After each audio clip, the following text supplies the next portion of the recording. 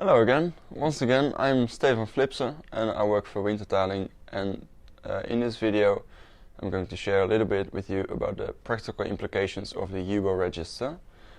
To start with, when should a UBO be registered? Like literally, which date should we take into account? The UBO register has entered into force the 27th of September 2020, and already existing entities have 18 months from that date to register their UBO, which means that the hard deadline to register your UBO is the 27th of March 2022.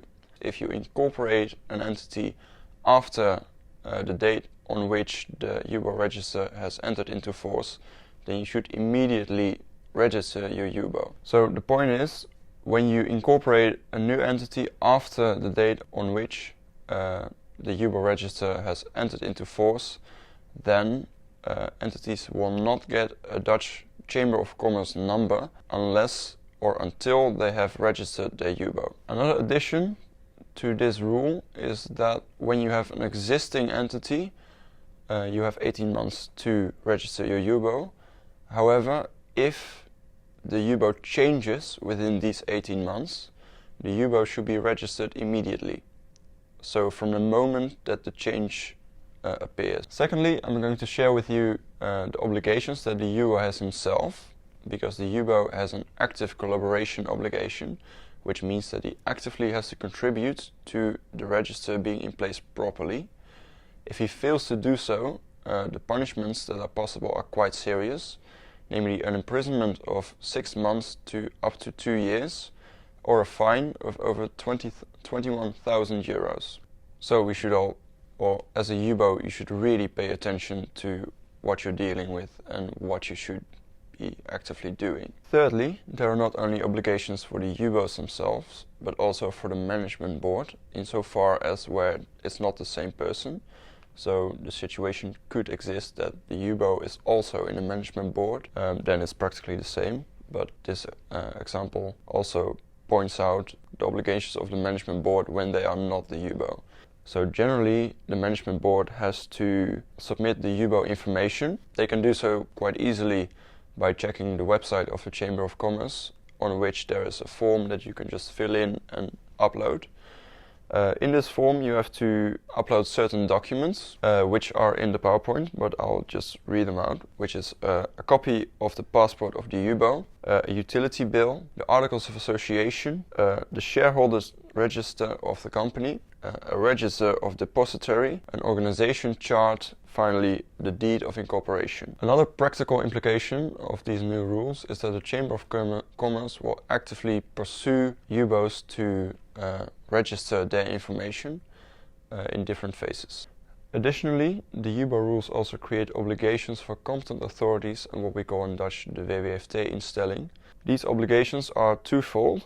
Firstly, they are required to check the UBO register, and secondly, they have to obtain an extract of the UBO information and keep it in their personal files. However, having an extract does not release the WWFT-instelling from its original obligation to perform its own research to the client.